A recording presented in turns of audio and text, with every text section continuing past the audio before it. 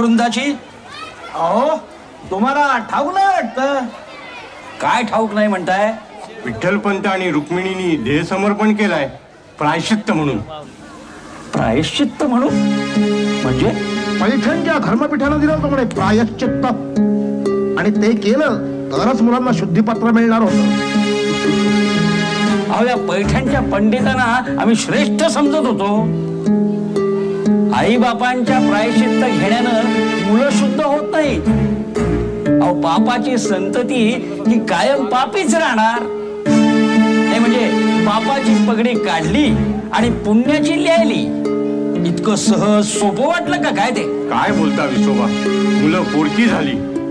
प्राण्यांच्या पिलाकडे सुद्धा आपण भूतदयेने पाहतो.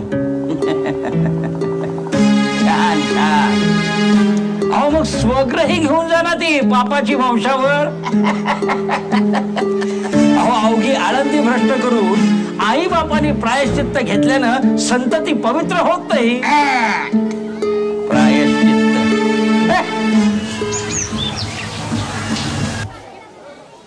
ओम भवती भिक्षां देहि, ओम भवती भिक्षां देहि, ओम भवती भिक्षां देहि. काय रे, रोज काय माझ्या दारात येतोस? चल चला ना.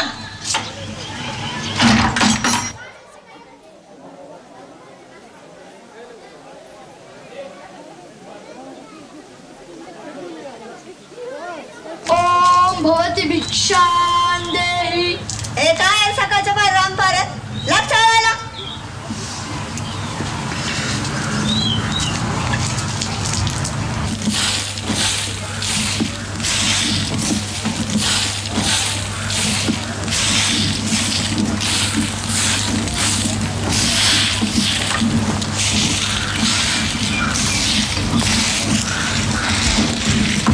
मुक्ता, ज्ञानदा अजून कसा आला नाही?